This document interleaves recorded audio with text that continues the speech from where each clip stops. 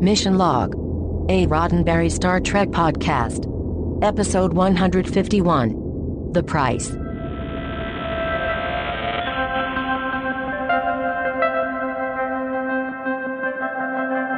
Welcome into Mission Log, a Roddenberry Star Trek podcast. I'm John Champion. And I'm Ken Ray. Each week on Mission Log... John, let me stuff you right there. What if I proposed a sort of a cooperative arrangement for this week's show? One wherein we look at an episode of Star Trek and examine it for messages, morals, and meanings, and figure out whether they apply today. Well, that's what we do every week, and that's exactly what I was going to say. Now I know you're thinking, we do that all the time, and I was actually going to suggest something like that. But I think you have to admit, John, that the term I've negotiated here is, it's better. If I do. Okay, can we move on? You're welcome. This week, we're looking at The Price. In a moment, John will be laying down some episode-specific trivia, but first, I want to let you know how you can get in touch with us. All right, Ken, while you do that, I'm going to go slip out of this shiny spandex workout gear. I'll be right back. Mission Log Pod is the address to find us on Facebook, Skype, and Twitter. If you want to leave us a voicemail, you can. Call us, 323-522-5641. That number again, 323-522-5641. Free when you call from a friend's house. Our email address is missionlog@roddenberry.com. Our show website, including discovered documents and pictures and all kinds of things, is missionlogpodcast.com. And please do remember, we may use your comments on an upcoming episode of Mission Log. In fact, you can leave comments on our website. Something that I forget because I don't go to our website that often. Do you have an internet, Ken? Do I have an internet? I'm thinking about getting me one of them internets. I hear they're good. Yeah, I hear they're good. I got a thing in the mail the other day for 1,000 hours free of internet. Ooh, nice. I know, so I'm really excited. I'm just going to put that in my CD player, and the world will be my oyster, I think. Ha ha ha ha ha. Nice. And now, without further ado, it's time for trivia with John Champion, and I apologize because that actually did add ado to the whole thing. Not much ado. No, not much. All right, today's show, Ken, The Price, was written by Hannah Louise Shearer, although when she wrote it, it was called A Price Far Above Rubies. That was the original title. Now, we've talked about a number of episodes that Shearer has had her hands in.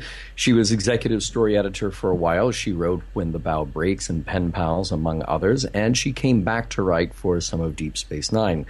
After writing Star Trek, she contributed a number of scripts to soap operas like Port Charles and Days of Our Lives.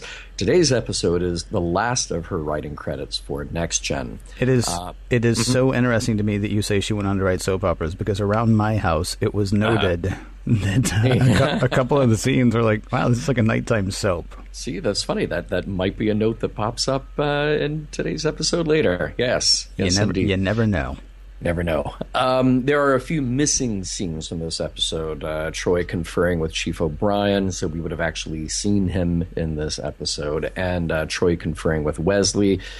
Poor kid wasn't allowed to stay up all night at a sleepover on the holodeck. It was directed by Robert Shearer. Not related. Those last names are spelled differently. And we've mentioned Robert Shearer before, since he started on Next Gen with The Measure of a Man. His directing career started primarily with TV musical and variety type shows. Now, Ken, I know you've been dying to do this. Yep. Let's talk about quadrants. Okay. Am I right in thinking that there are 4 of those?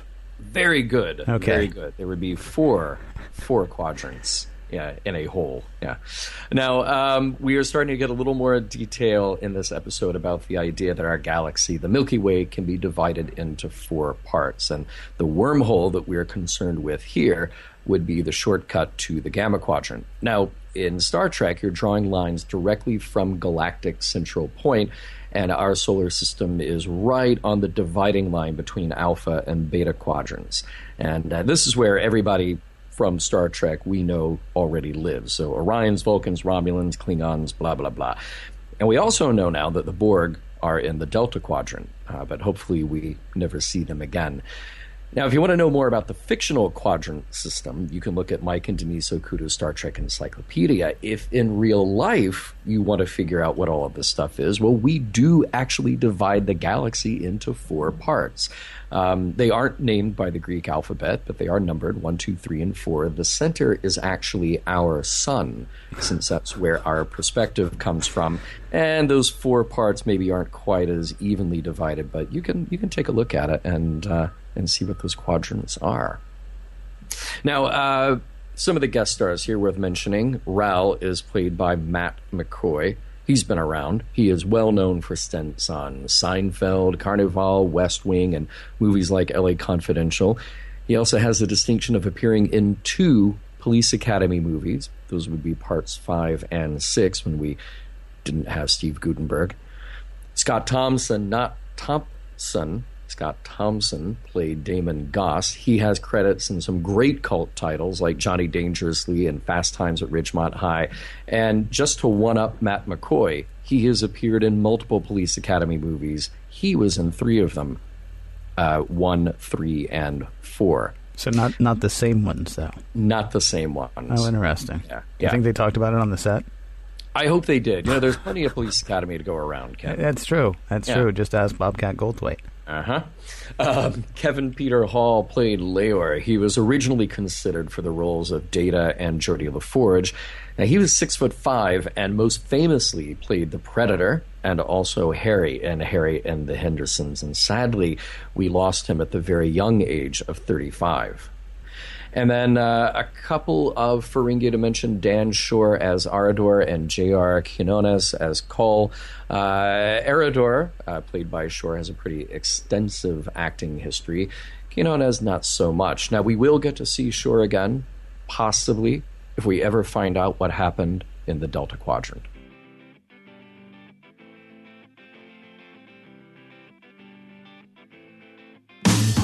Love story and negotiation, plus 4 beings enter, 2 beings leave. All of that and a foot massage too. Let us let John put it all in order.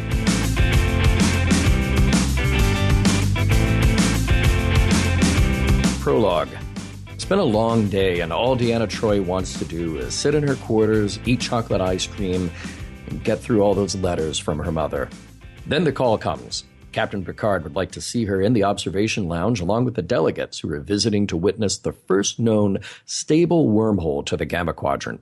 Troi reluctantly shows up, where she meets Devanoni from Barzan 2, Mendoza from the Federation, Leor from Caledonia.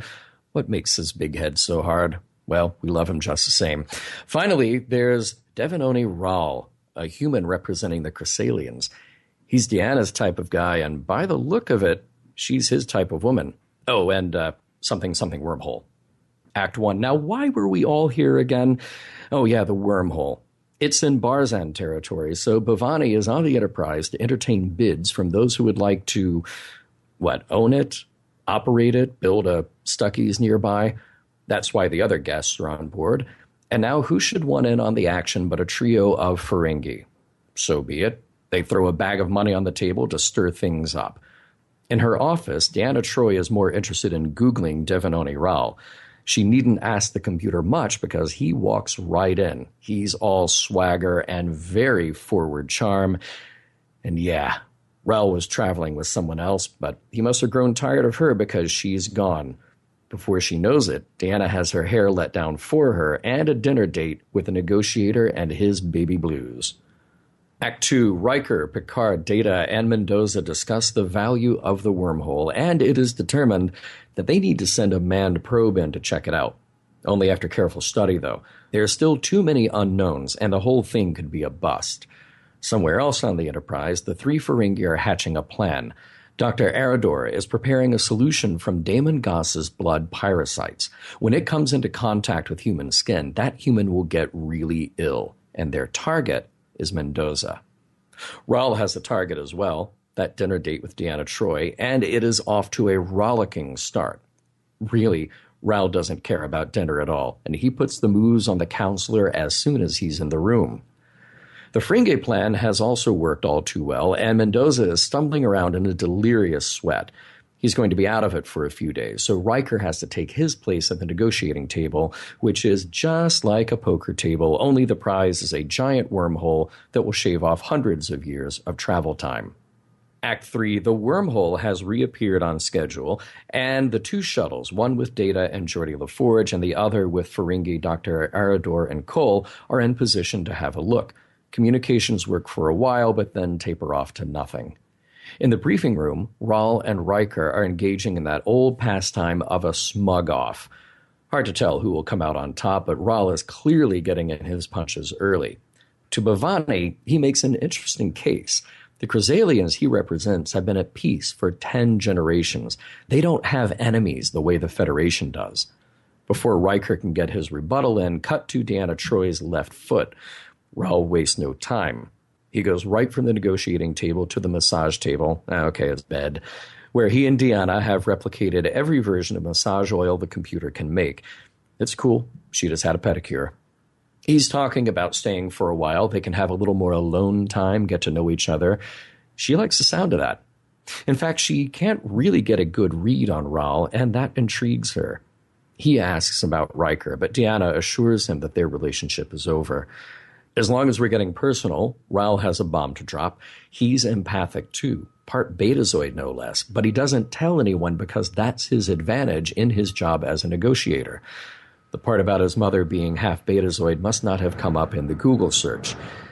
Can we cut back to the wormhole before this gets really uncomfortable? Glad you asked. The two shuttle pods emerge from the other side of the wormhole, seemingly fine. Everything looks good where they are, wherever that is. Geordi and Data get with the whole exploring and seeking out thing, while the Ferengi just want to be left alone. Everything is cool, though, until Data crunches the numbers. They should be in the Gamma Quadrant, but they are definitely not. In fact, they're a couple hundred light years from where they should be, somewhere in the Delta Quadrant. That should be fine. Maybe some locals can point them home, except that would take hundreds of years. And Geordi is starting to pick up some very odd subatomic and gravitational fluctuations with his visor. Act 4. Now we have a scene where... You see, it's the next morning and... Okay, there's this room on the Enterprise with mirrors and...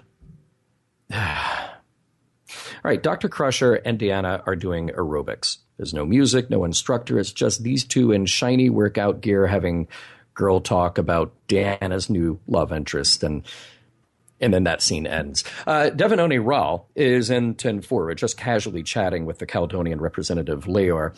Rahl would hate to see the Caledonians get in over their heads with doing all the administration of the wormhole.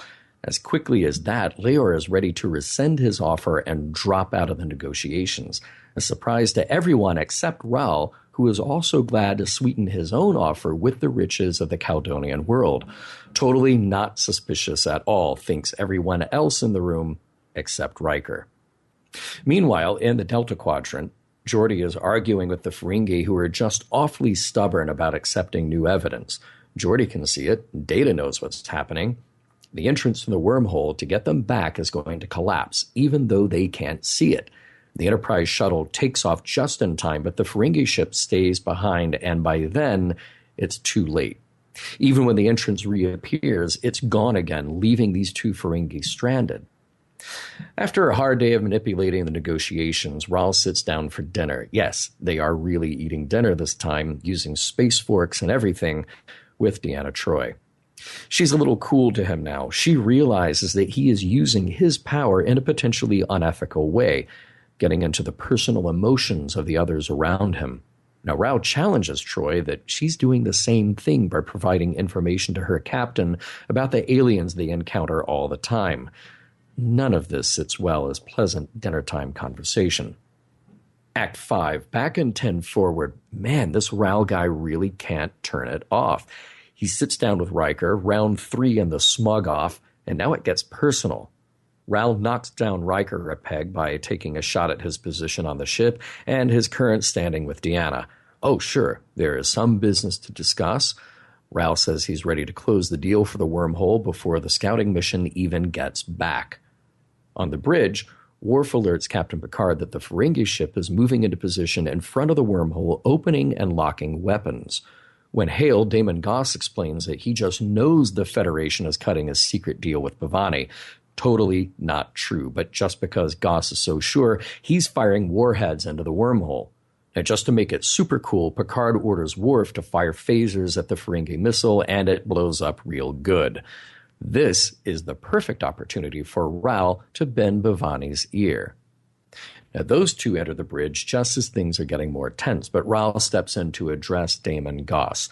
In that brief moment, the Chrysalians have won the negotiation, but because he is so generous, Ral will offer free passage for all Ferengi ships. All's well that ends, well, not until Deanna has said her piece. For all his smarts, Devanoni Ral seems to have forgotten that Deanna is still an empath. She senses that this whole thing is a lie. The Ferengi threat, the jumping up to save the day, it was all a sham. Now Deanna blows the lid off it.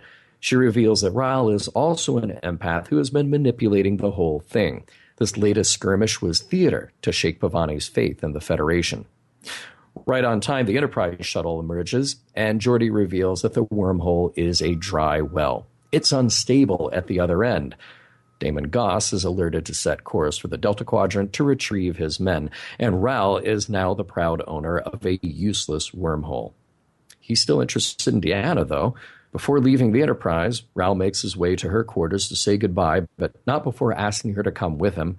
He realizes he's a man without a conscience, and he could really use someone who can make him a better person. And Deanna's like, no thanks, I already have a job, and I'm not surrounded by a bunch of morally bankrupt slime balls. At least that's how I heard it. The end. So you seem to have had a real problem with the workout scene. It's just really bizarre, Ken.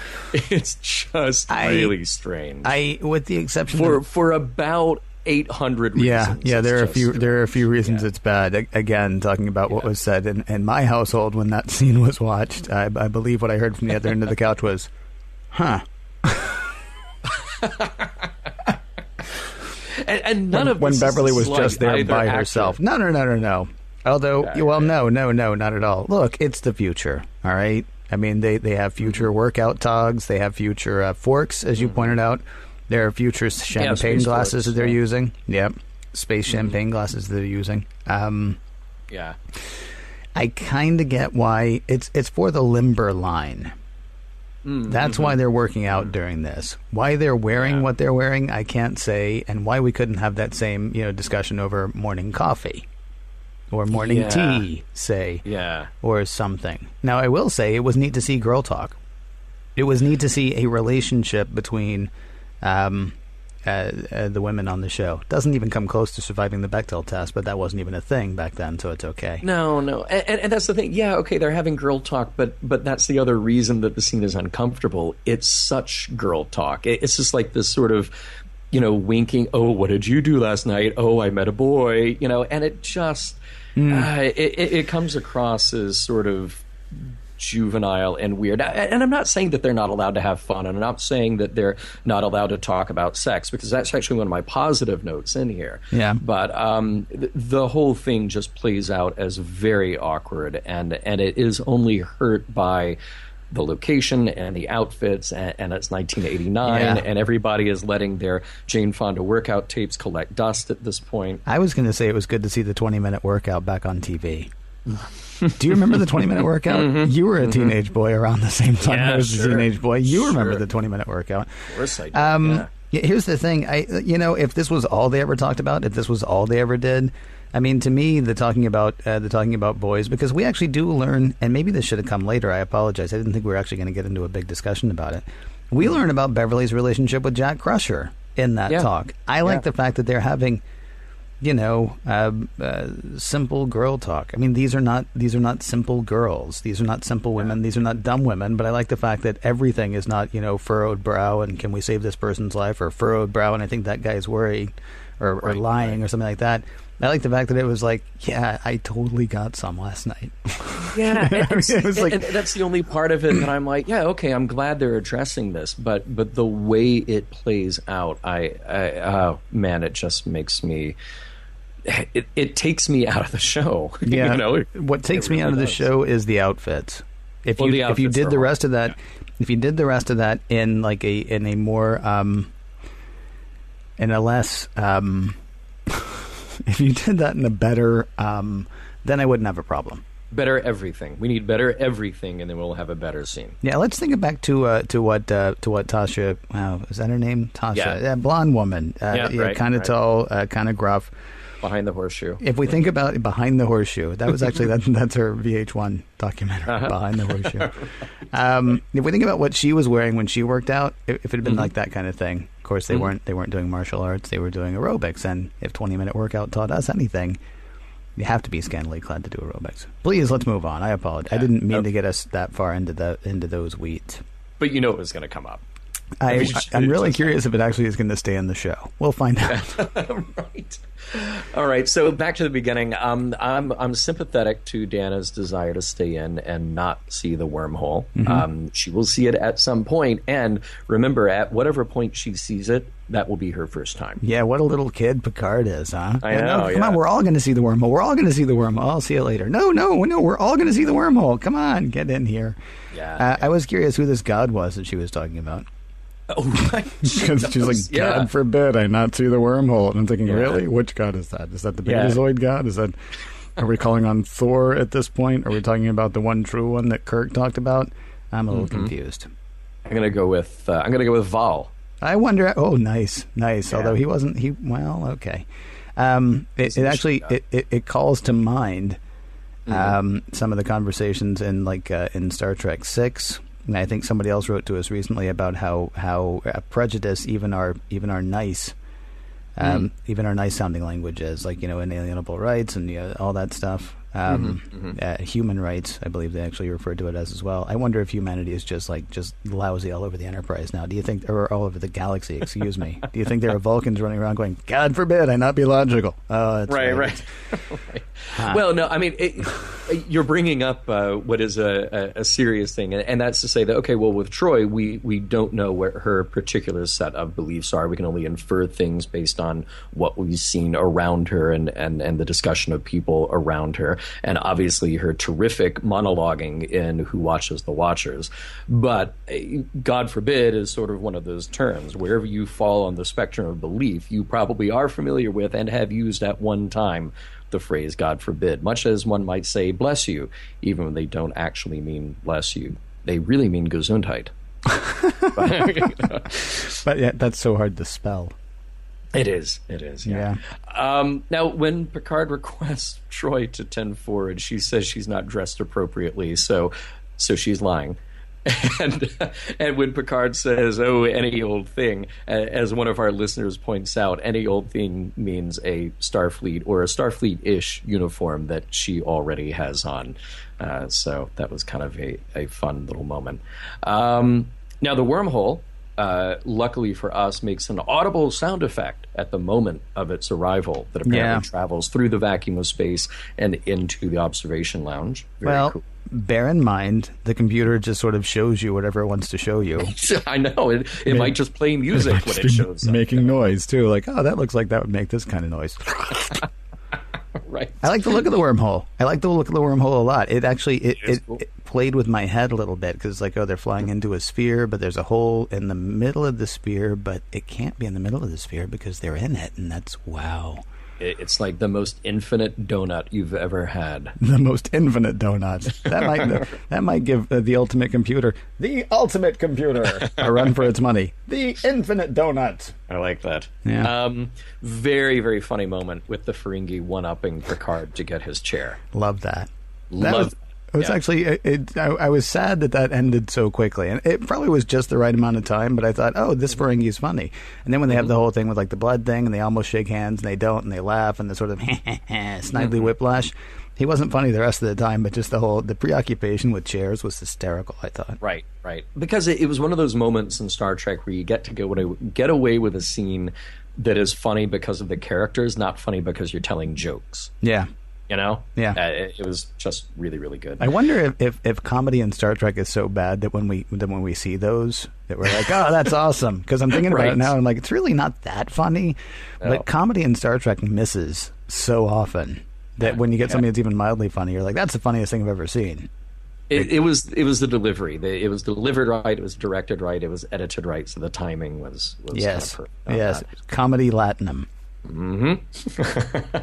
I'm glad to know that there's still a Brussels in the future and that it's still part of a European alliance. Who knew? Maybe they're still using the euro, even if everybody else has sworn off currency. Maybe so. Another funny line, poker. Is that some sort of a game? Yeah. Nicely done. And Ken, at least we know that we have Star Trek's first scene dedicated to foot fetishists in this show. That's kind of an important milestone, I think, that we've reached.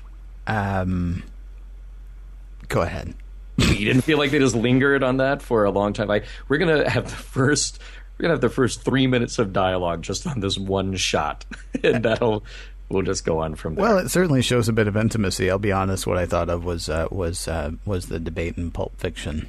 And giving a million people a million foot massages, and they all mean something. And so that's actually where I got stuck, and that's why I'm saying please move on, because either we get into an uncomfortable discussion, or I just start cursing because did I mention Pulp Fiction? All I'm saying is just an odd and interesting choice for what is very valuable and precious broadcast time. Okay, you are not wrong. No, all right, Geordi in the Gamma Quadrant. But it's not actually the Gamma Quadrant. I almost want to move this into the next segment, but I don't. Yeah, why is he not concerned with the fact that they're not where they're supposed to be? Ken, let me posit to you that if you woke up on a raft in the middle of the Pacific and could not see land anywhere in sight, you wouldn't just say like, "Oh, hey, I'm not where I'm supposed to be." Well, no, but let's say I woke up in the Pacific on a raft, and there was an android next to me, and I was part of a science mission, and that android said, "Hey, science." And I'm an engineer, and this analogy is now getting really convoluted. Okay, I would think that I would say, well, that's weird. I mean, because what Geordi does is actually just explain it away. And Data's like, hey, we're not where we're supposed to be, and Geordi's like, well, maybe those other guys were wrong. Well, okay, maybe. Yeah, should we not be a tiny bit concerned about this whole thing unraveling? I was kind of bothered by the fact that he said, never mind because this. And I think the whole thing would have been different if he had said, yeah, that is weird, and this. Because, suddenly you take Geordi from being engineering guy, scientist guy, to prop. And, it's one line, and maybe it's dumb, except I was like, really? Geordi wouldn't care. Really, Geordi wouldn't care that they are literally light years away from where they're supposed to be. I would just be counting down the moments until I completely freak out and lose it and am in the fetal position in the back of the shuttle pod. Why? Because you're not where you're supposed to be? Not only you're not where you're supposed to be, you are dozens of light years at high warp from where you're supposed to be. And, hey, you're in Borg territory. Every time you say territory, I want to start doing like a cheer. Like, this is Barzan country. You, beware. Yeah, and it was interesting that they could get a fix on where they are since they've never been there before.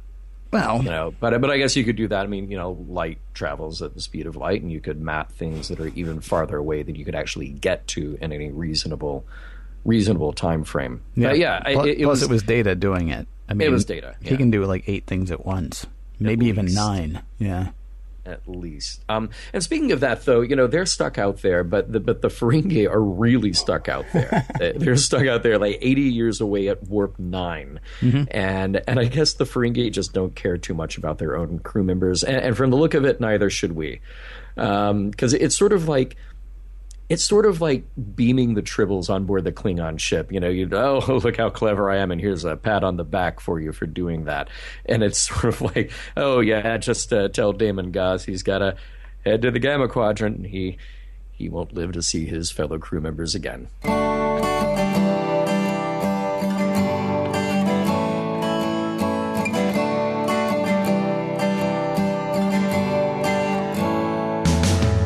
With the story and trifling points aside, let us dig a bit deeper and see what we are getting for the price.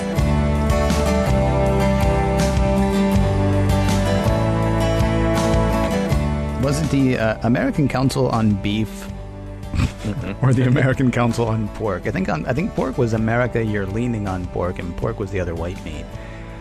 There was an ad campaign when we were kids, I think, promoting beef, and the slogan was, "I've got a taste for some real food."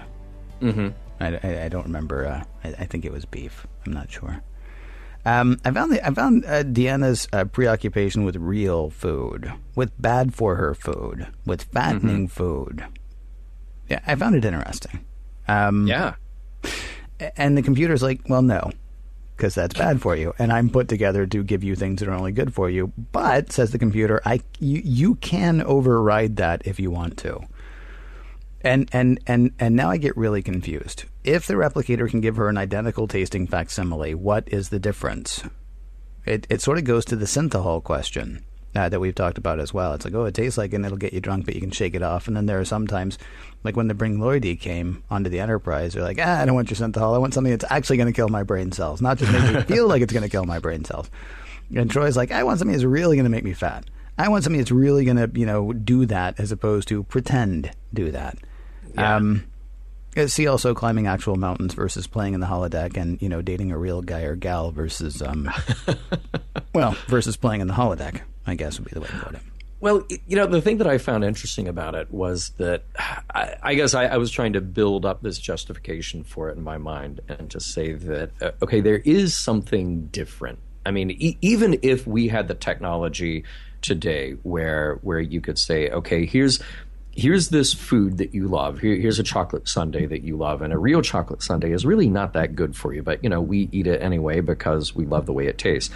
But now here's the synthetic version that tastes almost like that. It's really, really close. But you can tell the difference. Like, yeah, you sort of get that chocolate taste, but it's not exactly the same. And maybe it doesn't fire off those endorphins in your brain when you eat it. So you're not getting that satisfaction from it. That's interesting to me, because you're assuming that it only tastes almost as good. I'm wondering if it's just the knowledge. I'm wondering if it's just knowing that it's not real. And then I'm wondering, too, so if the computer can go ahead and make real... I mean, no, it can't. Because the computer is still making it. The replicator is still replicating it, right? Right. I don't think that there is a cow somewhere on the Enterprise that they're milking, in case somebody wants actual cream in their coffee as opposed to the replicated cream in their coffee, or if somebody wants real ice cream as opposed to the replicated ice cream. It just struck me as kind of it's an interesting question around. Well, I mean, we've talked about it before. We've talked about it with the holodeck. We've talked about it with, when Crusher went skiing, when young Wesley Crusher went skiing on the holodeck, or when Riker fell in love with Minuet on the holodeck, or when Geordi fell in love with Leah Brahms on the holodeck. Yeah, the idea of seeming real and being real are sort of two different things. I mean, there was no holodeck as far as we know when Kirk was climbing El Capitan in Star Trek V. Right. Would he ever have been satisfied on the holodeck? Probably not, but why not? If it can give you all the sensations, and yet, the answer is because it's there and the one on the holodeck isn't.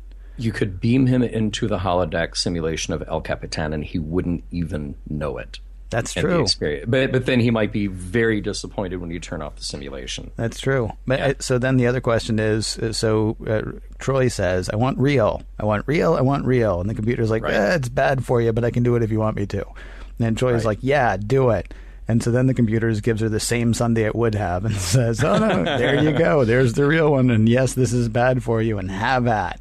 Well, that's kind of a funny thing. The idea that maybe in the 24th century, particularly if you're on a ship in the middle of nowhere and all you've got is a bunch of replicators, that the baseline understanding of what food is has changed drastically. So if all the replicator is doing is just going to the same vat of recipes with the same building blocks and turning out, if you order a porterhouse steak or a chocolate sundae or 9 lobsters, nutritionally they're all the same, and maybe they're not quite as good as the same thing, but you don't know because that's all you've had is that stuff. Somebody might bring you a real steak or a real sundae or a real lobster, and you have no idea what that thing is because it tastes totally different from the replicator you're used to. There are kids, I feel certain, who have no idea what cherry tastes like. Oh, sure, yeah. Today. Yeah. Because cherry is that red color that goes into candy. Right. And it bears no resemblance to the flavor of an actual cherry, but it's now recognized as, oh, that's cherry. Oh, cherry Coke. Well, it tastes like cherry. Well, no. It tastes like whatever that red stuff is that you put in there. Yeah. I know this feels like a weird thing to get caught on, but I actually found it just a fascinating idea, the whole idea of, real versus imagined and the value of the real as opposed to the value of just the experience, whether it's quote real, unquote, or not. But we can probably mosey on from there. There was one other thing that I found interesting, and maybe it's because of where I live. Niagara Falls, USA is a beautiful place if you're talking about the park, if you're talking about that side of the falls. But Niagara Falls, the city, Niagara Falls, USA, the city, is kind of a little bit starting to come back.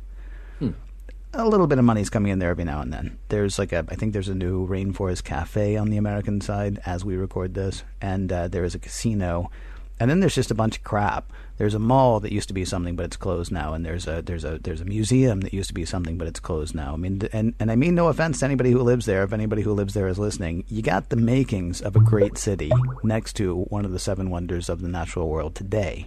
Well, it would be if Niagara Falls had actually gotten off its stuff and submitted that to the committee that decides what the wonders of the natural world are. And that is a true story. They never got around to doing it, and that's why it's not considered one of the wonders of the world today. Here's the thing. Niagara Falls is dead largely because the people who are sitting on it don't have the money to develop it, but they're convinced that someday somebody's going to come along and do something. And every time somebody comes along and does something, there's a lot of corruption that has to be dealt with, and then they have to... It's just a bad scene, and I don't know what's going to make it better. My hope, honestly, is that Disney will buy the whole town one day and do something with it, just so it can be an okay place to go. Yeah. I say all of that because the Barzan trading the one thing that they have going for them, I find it interesting, and I find it laudable, honestly. I mean, this is not like I'm going to sell everything for $5. I mean, this is not giving up Manhattan, right? This is saying, look, we've got this thing that's going to be very valuable for you. It's very valuable for us, too, but here's the problem. We do not have the money to develop it. We don't have the resources to develop it. We don't have the technology to develop it. But we'll give you rights to it, because apparently they do have the technology to, I don't know, make life difficult for people who would actually, try to develop it. Because it's weird that they we can't actually deal with this thing that we have. Well, then you don't really have it as much as, I don't know, I do with my gunships, say. But I like the fact that they're willing to go, look, this is a thing that is insanely valuable to somebody, and we just can't do it. So let's talk about how this can be a mutually beneficial thing for both of us. And I guess the only reason that actually really interested me is because I can drive right now to a place where the people who own what's around there are not doing that. And right. It's an absolute disrepair, and it's terrible. And I could go over stats on visitation to Niagara Falls, U.S. versus Niagara Falls, Canada, but that would bore everybody, including myself. I just found it fascinating that I sort of like the idea that they were an advanced enough people to go, yeah, this would be really beneficial. So let's talk about how this can be beneficial to everyone, ourselves included. I thought that was an interesting idea, but I kept wondering, well, how far away is the wormhole from the Barzan homeworld? Yeah. And when do they get to lay claim to that? Yeah. At some point, when does it become international waters? And you just sort of, well, if you're here, just play by the rules of the road, but there's not actually a toll to pay to go in there until you actually land somewhere. But yeah, I get exactly what you're saying. I mean, it does sound like an interesting idea that they would have ownership of it in the first place, but then do something smart with it. That at least we can hope. Yeah, I still say Stuckies. So, last pecan log until the Gamma Quadrant. Deanna Troi, according to Raoul, is a little bit like Riker. Work is her life. And what is she like when she leaves the office? This was an interesting line of thought to start going down.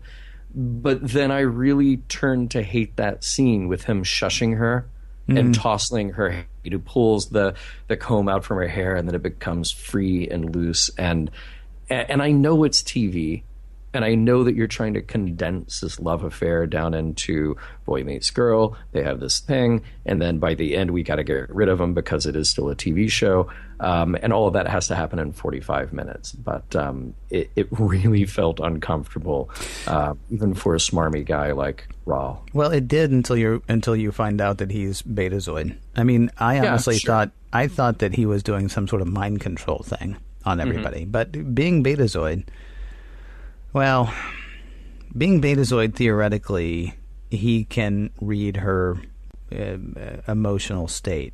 So, like, the first time she sees him, right, we can all see, but he can definitely feel that, she's really into him. And so every move he makes at that point, he's going to be reading her tells. Or her, well, actually, her emotional state. It's not even her tells. He's going to be reading her emotional state. So I was really offended by it the first time I watched it, and then once I found out he was Betazoid, I was like, okay, well, he basically is getting permission by her emotional reaction. He moves a little bit closer, she gets more excited. He moves a little bit closer, she gets more excited. He pretty much knows every step that he's making is going to be accepted because he's reading it off her the whole time. Yeah. Now, if it had been a mind control thing, that would be different. But I mean, I didn't like the scene anyway. I still don't like it. I mean, he still is smarmy, but I came off my hatred for the scene because, I mean, once we find out that that he's basically reading every sign. I mean, it's practically a roadmap. He knows that what he's doing is going to not only be fine with her, but is going to be something that she is going to, like and enjoy and welcome. Then I'm kind of like, well, it still could have been shot better. It could have been written in a more interesting way, but he didn't do anything wrong. It's his eyes, man. It's blue steel. Yeah, once he flashes blue steel. Oh, baby blues. You were talking about his eyes. I didn't know. I didn't know what you were talking about with that. So. Oh, yeah. I was not talking about barbecue. Okay. For once. Yeah. But yeah, no, I get what you mean. There is that line where he says, "Am I moving too fast for you?" And she says, "No, I'm moving too fast for me." Yeah. Which again is he should be able to read that conflict because, well, he's reading her mind, and back off at some point. Well, I don't know. That goes to the whole question of affairs of the heart, though. I mean, people do stupid things sometimes, and you say, before or after or during, "This is madness. This is crazy." But you go ahead and do it because, it's also fun. You're on your way to toe curling time. Exactly. Yeah, right. Yeah. Dr. Crusher says that. Who needs rational when your toes curl up? Okay, so we brought up the aerobic scene because just as a scene, it's awkward. The way it's shot, it's awkward. It is. The way it is styled, it is awkward. This is not one of Star Trek's finest moments. But the gist of the conversation and their openness with the conversation is, I think, what is interesting and important about it. Yeah. They're owning their sexuality in that scene.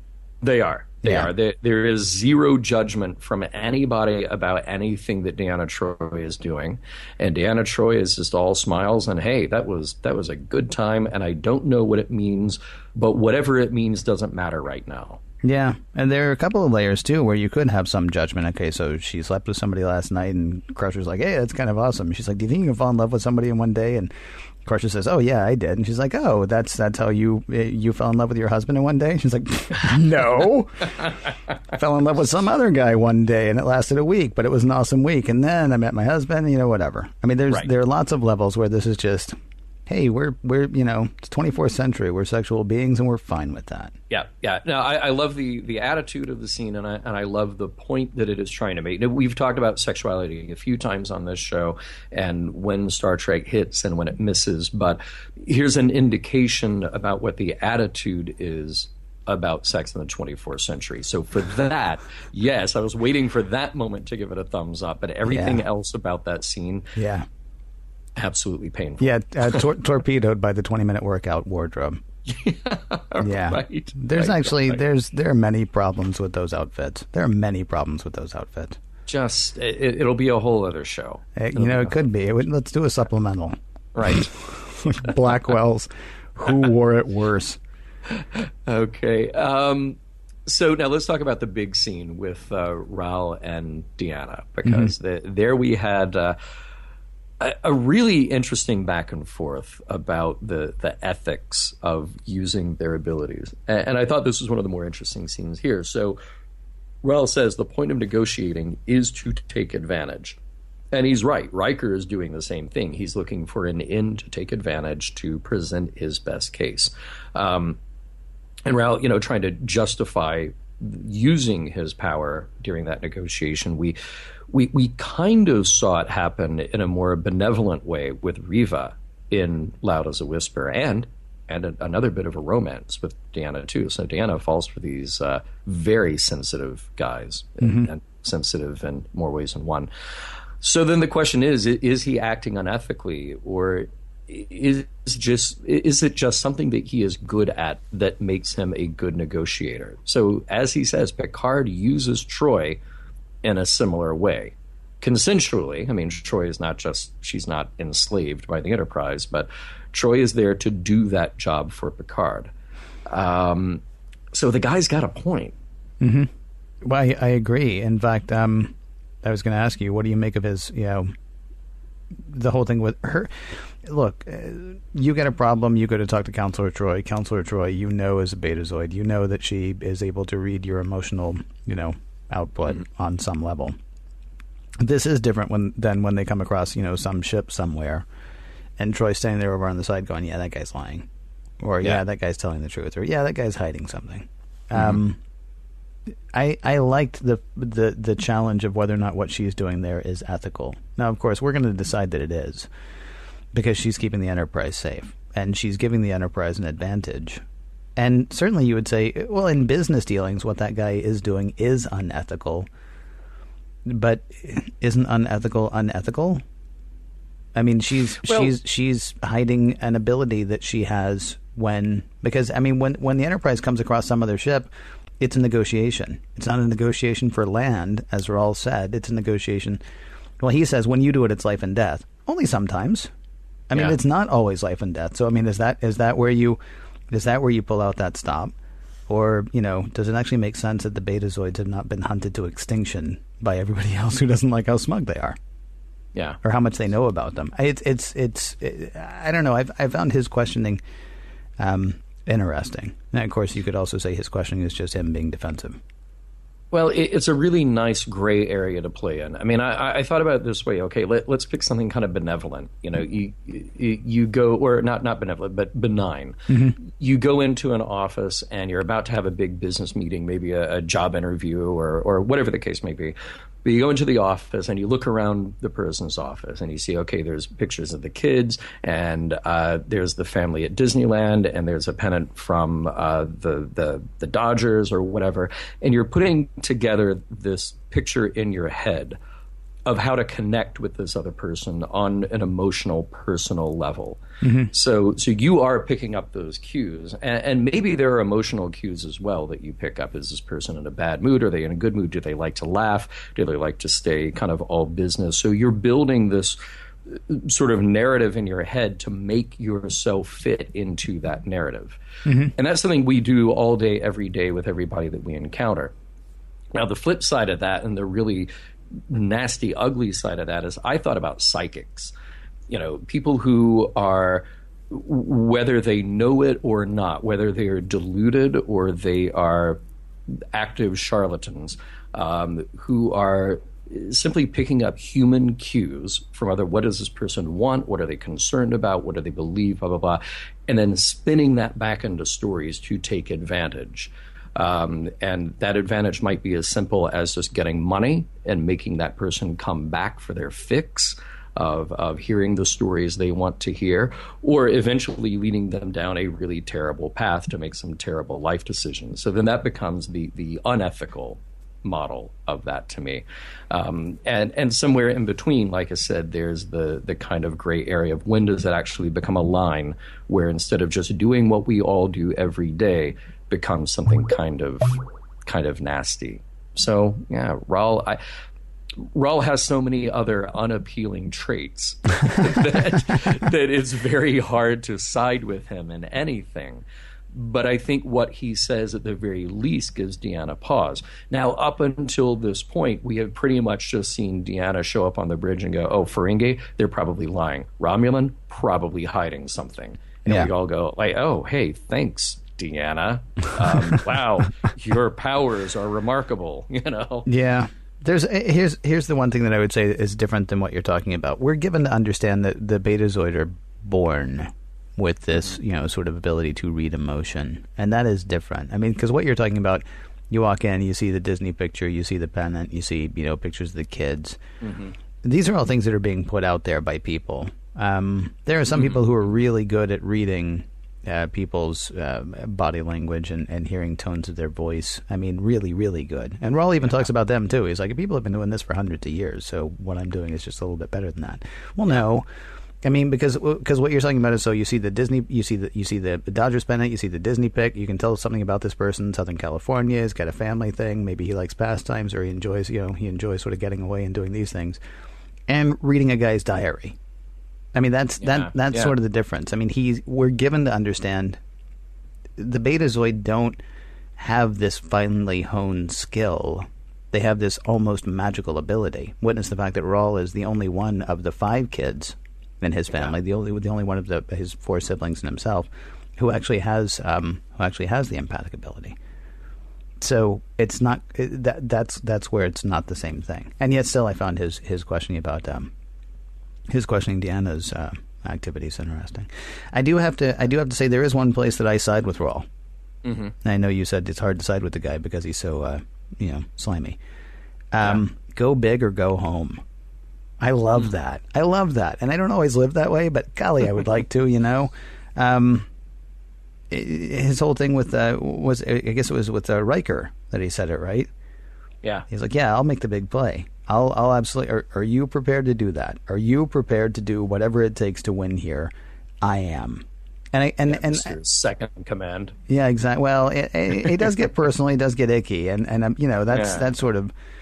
But I do like. I like the thing, and I do like the fact too that he follows it up. So when he screws up, right, he goes big. He's like, yeah, look, I know we don't know whether this wormhole is stable. I know we don't know for sure where it ends up on the other side, but you've told me what you think it is, and that's a big enough deal that I'm going to go ahead and here's everything, and I'm even going to screw other people, and I'm going to mess up the only chance I have for real happiness with the woman that I love. Maybe not. It's tough to say.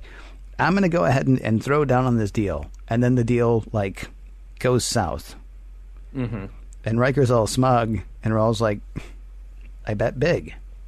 All right. Yeah. So I'll live up to this. Now, it's kind of funny that he says he's going to live up to his bargain because, it's actually the whoever it was that he was negotiating for. I don't think he's going to be on that planet from now on developing all their resources and giving them all the stuff that he said. I mean, he says, well, I stand by what I said. Well, okay, you're backed by a whole government that's going to have to stand by what you said. Well, I was about to say it's really easy to do when you're playing with somebody else's money. Yeah, exactly. But I still like the whole I appreciated the go big or go home thing. Well, see, this is why I sort of wondered about that very last scene, because Raul is in it for the game, and now I wanted to see Deanna deck him at the end, and I didn't want to see the tender goodbye, any of that stuff, because what he's asking for is just gross, But his last appeal to Deanna. About coming with him and I need a conscience because I'm a horrible person. Mm-hmm. Yes, okay, that's the first most truthful thing that you said. But I wondered, is it just trying to win a last one over Riker? So he lost. Well, he didn't lose the deal; he won the deal. But what he won was worthless. But that conversation in 10 Forward, where he's basically telling Riker, look, I'm so much better than you. Not only will I win this deal for the Crusalians, I will also win your girl. And you can sit here and tell me that she's not your girl, but I know that she's your girl, and I'm going to take her away. And Riker's got a pretty good comeback to that. But is Raul reading that Riker still has some feelings for her? And that last goodbye is just like, man, I can beam off of this ship, and not only have I won the worthless deal, but I've also won this little petty personal thing with Riker as well. For some reason, I didn't think so. I actually took most of what most of these people said at face value, with the exception of Raul a lot of times. But I'm not sure. I'm not sure that Raul wasn't in love with Troi. Honestly, I do believe Riker when he says, "If you can make her happy, you would make me happy." Because I think there is there's a feeling of failing in that relationship. I think he loves Troi. I think he loves the Enterprise more right now. Sure, maybe this will change one day. We can't really say for certain. Right. But I really do. I've always believed that what he wants most for her is what's best for her. And maybe it's just because that's just what was written down. I think that Raul, honestly, I think he knows that he is bereft of character. I don't think he's cared to this point. I think he spent so much time hiding the fact that he was an empath that he hasn't really been concerned with that. And I think he comes to a place where he knows he's bereft of character, but he doesn't know what to do. What he asks of Troi is pathetic. But I mean, we've seen it before too. I don't mean on Star Trek. I just mean in life. I mean, you complete me. You make me want to be a better man. These are lines from big Hollywood movies that people are like, "Oh, that's so wonderful." Well, be a better man. Tell you what, be a better person, and then, I mean, turning to somebody expecting them to save you, it's romantic. It makes for good novels. That makes for okay novels, but it's a pretty horrible basis of a relationship. And yet, I don't know. I believed that he saw this one. Well, Riker even says it to him. Riker says, she could be the best thing in your life if you're smart enough to take it. And I'll bet you're not. And I think he does sort of see that, but by that time he's screwed it up to such an extent. And he's not offering her anything. He's just like, hey, let's live together and you can make me a better person. Does that sound great? But no, that's the thing. Does he have genuine emotions for her? Sure, probably. I'll give him that. But this is that relationship he describes would be a totally one-sided thing. And what I'm saying, would he also get away with getting another one up on Riker? Yeah, there might be just a tiny part of him that still has that satisfaction. I disagree. I don't think there's anything personal. I don't think there's anything personal between what's going on between him and Riker. I don't think he cares. He won the negotiation. That's what he was concerned about. And now he's got the rest of his life to think about. And that's why he goes back and talks to Troi. Riker's off the table at this point. They've walked away from the table at this point. It's all done. There was nothing personal between them, I don't think. It was, well, not to be too Godfather about it, but it was strictly business.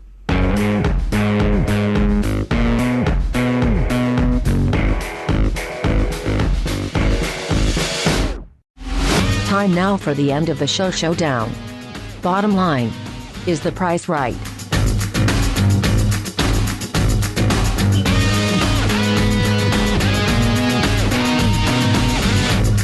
Well, John, I know you have ways that you like to do things, but I'd like to offer you a proposition. What do you say for this part of the show? We sum it up. We talk about what the messages and morals and the meanings are, and whether or not the whole episode stands the test of time. Now, I know you're thinking that's a radical approach, doing it the way we always do it, but how would you feel about going that way? I'm going to do exactly that, Ken, and don't think for a moment that you've won. Well, no, let me sweeten the deal. You're going to do it. Okay, never mind. I'm going to do it. Yeah, go ahead. Right. Messages, morals, and meanings. Let's start with the one that we always start with. Does this episode actually hold up? Okay, so there are a lot of ways to try to answer that question. From a production design angle, not really. Some terribly dated artwork and costuming and hair and all the trappings of Star Trek. I would even say that the shuttle pod effects are not among the finest that we have seen in Star Trek.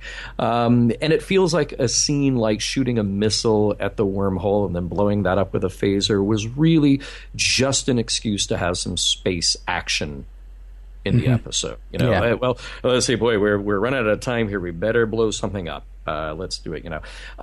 We need something for the preview. Yeah, right. Exactly. We need something for the ad, because otherwise it's just a bunch of people standing around going, "So you wanna? I don't know. Do you wanna?" It's just Deanna's left foot for the entire preview, just with voiceover. Next time on Star Trek, Deanna's left foot.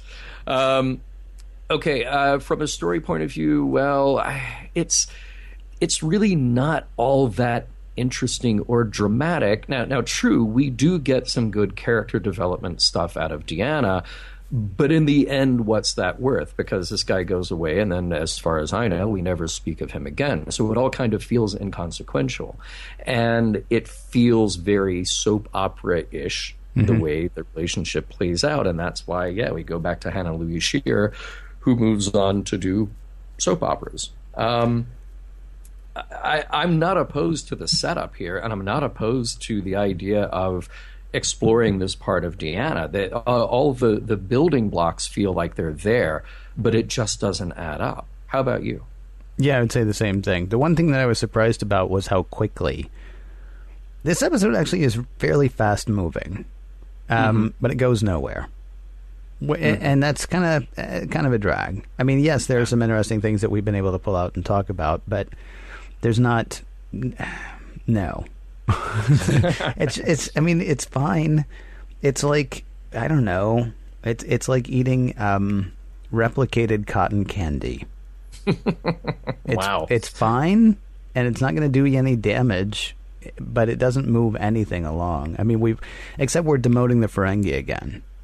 We're actually, I don't want to say demoting, I'm sorry, we're changing the Ferengi again. When they first came on, they were these like weird, almost feral creatures that were supposed to be the big bad guy on Star Trek. And then, of course, one of them captured Picard and nearly drove him insane because of a slight that he felt had happened however many decades ago. And we're getting more to the Ferengi that, crossing the timeline, we're getting more to the Ferengi that we're going to come to know. We're getting more to the always trying to get the advantage, always trying to get the upper hand, whatever. But this is just going to be happening with the Ferengi from now on. So even this is not really revelatory. So no, I mean it kind of doesn't, which is a drag, because we've just we've come off hit after hit after hit over the last few weeks. And then I saw this one and I was like, oh well. But we had a good, nice, long, meaty discussion. So what do we get to pull from that? Messages, morals, meanings. Certainly an ethical conversation, but what else? But I know it's crazy how into this I am, but I'm really into the go big or go home message. It reminded me of what I've said about Worf. I know a lot of people listening to this, and I know you've also said, Worf is very Klingon. He's sort of like, he's more Klingon than Klingons actually are. And I don't think I would ascribe the way Worf behaves to his Klingon-ness. I would ascribe the way Worf behaves to being Worf. And maybe it has to do with being an orphan and having lost, in the past. And so he is aware that beings are mortal, and so he just makes a decision. Boom, he does that. I don't think it has so much to do with his being Klingon as much as it has to do with his being who he is. And to that end, I like the fact that what's his name, that Raul will put it all on the table. That he'll bet big. I wish I did that more. I think I used to do that more, honestly. I can't tell you how many times I quit a job without another job when I was younger. Because I was like, I could just stay in this job forever, and I shouldn't stay in this job forever. I should get another one. So what I'm going to do is go in and give my notice, and hopefully in the next 2 weeks I'll find a better job, or a different job, or one that I want. And that's sort of a go big or go home thing. And so I think maybe for some reason that's why that appeals to me. It's also possible that I'm looking for something to really like in this episode. And that happens to resonate with me as well. What about you? Messages that you saw, things that you... Well, see, I take what you say about go big or go home. And yeah, that's a positive thing, and that's the thing that holds up. Oh, it's also a potentially stupid thing. Don't get me wrong. Well, see, and that's where I think I have the problem, because to me, Raul is the guy who just fights to win. And what I want to say is... Yeah, but you should win for principle. I mean, Riker calls it. He says Raul has no values, and the guy doesn't. He will win whatever. It doesn't, if it's a wormhole, if it's Latinum, if it's whatever. He just wants to win for the sake of winning. And if it's Deanna, he just wants to win for the sake of winning and take her as well. See, my suggestion, really quickly though, don't hate the player, hate the game. And that may sound crazy, but don't hate the player, hate the game. He is creating that game. No, he's not. He's not creating the game. He is a negotiator. The guy Mendoza says, yes, Rawl, one of my best hired guns. He actually says Mendoza, who was there to negotiate. Apparently, the only reason Mendoza is there to negotiate is because Rawl was already negotiating for these other people. I mean, Mendoza says this guy's the best at what he does. So this is not a game that Rawl has created. This is a game that exists. I was talking to somebody the other day about a case that's going on right now as we record this, and it doesn't matter when it's happening because it happens all the time. Mm-hmm. There is a person in the city where I currently live who has been accused of rape. Mm-hmm. And the defense attorney is doing what defense attorneys do, blaming the victim, setting up in people's mind that maybe she did something to make this happen. And I hate that person, and I hate the fact that we do that. It's the game. And it's a terrible, terrible, awful thing that we're doing. But then you want me to villainize Rawl, and I'm kind of like, he is doing his job in this situation. And we happen to live in a system where it sucks and it's terrible, but that person is going to be victimized because we have all of these jobs that have to be done in our justice system, and that's one of the jobs that has to be done in the justice system. You try to win. You don't cheat to win, but you try to win. And that's, I mean, so... I don't know. That feels feels like sort of like a way off on the corner thing, except I was thinking about both of them. Rawl is acting what you and I would consider unethically, except this is the situation in which they are all working. And if Rawl weren't there doing it, somebody else might. I mean, certainly the Ferengi actually cheated. Yeah, right. I mean, they actually cheated. They didn't just, although maybe Rawl cheated as well because nobody knows that he's psychic, even though he is. I don't know, though. It's his job. But here's the thing. Okay, yes, we can and we have had a debate as to where those ethical lines are, cheating or not based on what Rawl is doing. Mm-hmm. The thing that I see that's distasteful about Rawl is that Rawl doesn't turn it off when he is away from the negotiating table. Yeah, that's the job, and the job is horrible. And he thrives on it because, of course, he can read it like a poker game, and he knows what to do. Mm-hmm. But Rawl doesn't know how to turn that off when he's away. He would rather just win over Riker because he can win over Riker. He'd rather knock Riker down a peg about being second in command because he can. You're assuming that. I disagree. I don't think they're ever away from the negotiating table until it's over. Yeah. When it's done. Yeah. Because Riker then comes up. Riker is the one who can't walk away from the table. Well, congratulations on your big win. Yeah. And Rawl's like, dude, we're done. Yeah. I'm not at work now. I'm now standing on your ship where you're second in command. And good job, by the way. It must be hard to be second in command on a ship like this. I mean, the game is over at that point. He's no longer playing. Riker's the one who's still caught in what they're doing. It's really weird to me. I know it sounds like I'm almost like an apologist for Rawl, and I don't know why. Yeah, you need to stop that. I think he's more multifaceted than you think. I mean, so let me ask you a question. Yeah. Because you really seem hung up on the whole, he's just trying to get it over on Riker thing. I didn't read that in what was being said there.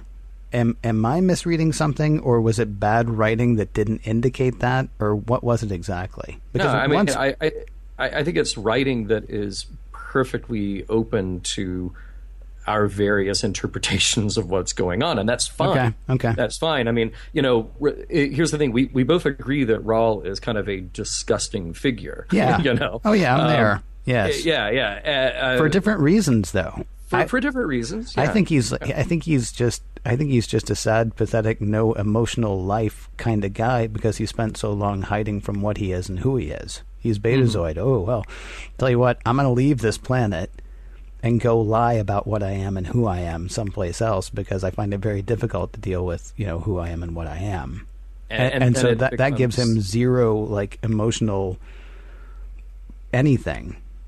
Zero emotional platform. He's basically just, he's going through life working angles at that point. And that's why I think he's disgusting. It feels to me like, and correct me if I'm wrong, you're actually seeing something more intentionally nefarious in what he's doing.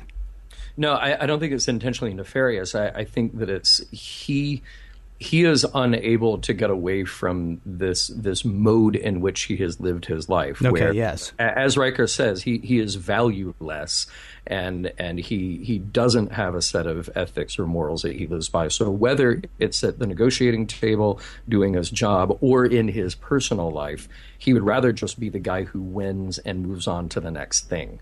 So again, that last scene with Deanna is just like, oh, okay, hey, well, I'm done here, so I'm going to take you, and you're going to fix me.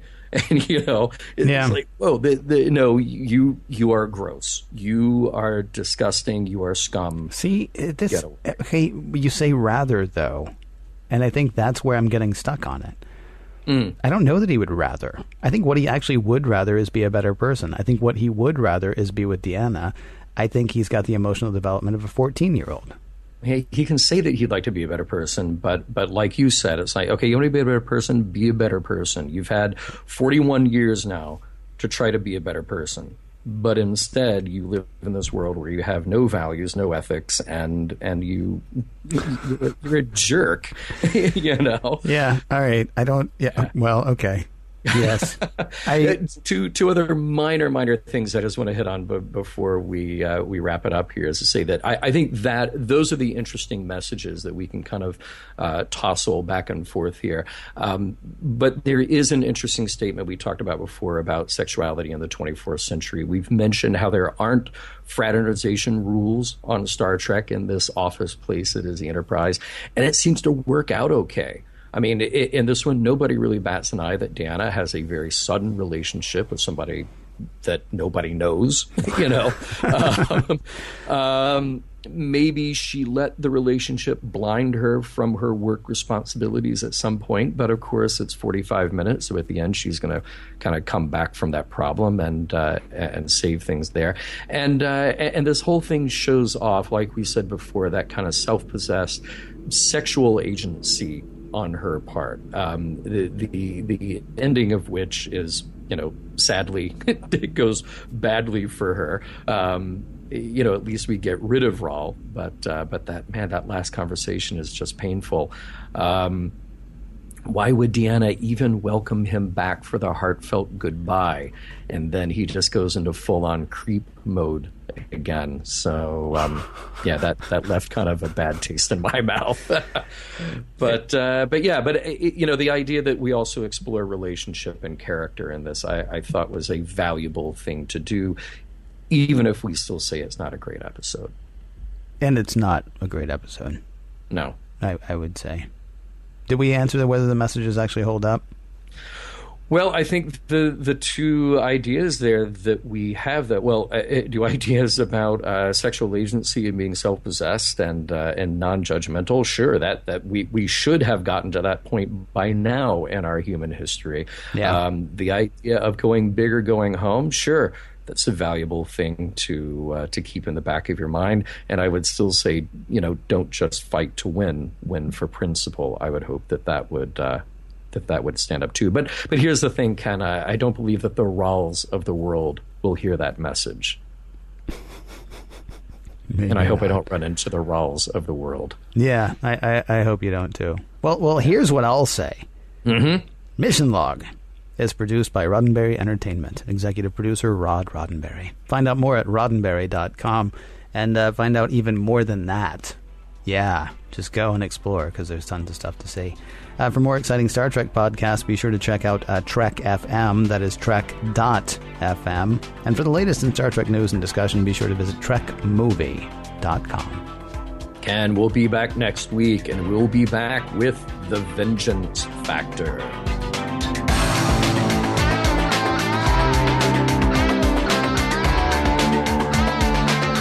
Some of the music for Mission Log provided by Warp 11, online at warp11.com, and from the album Messages by Key Theory, free to download at kitheory.com.